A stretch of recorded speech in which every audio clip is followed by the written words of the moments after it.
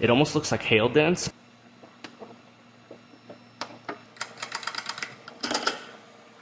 I'm down here in our aluminum shop, and I have a Nissan here.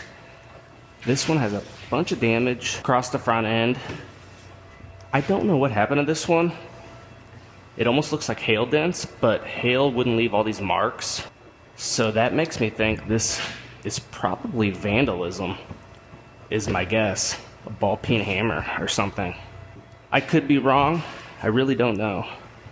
But hail isn't gonna leave marks like that did. I'm gonna go ahead and I'm gonna dive into this hood. I'm gonna use possibly a few different methods to work this metal back into shape. I'm gonna try to get to the backside and push them out the best I can to start with. And then if there's some that I can't get access to, I might have to zap a couple aluminum studs on there to pull the dents out.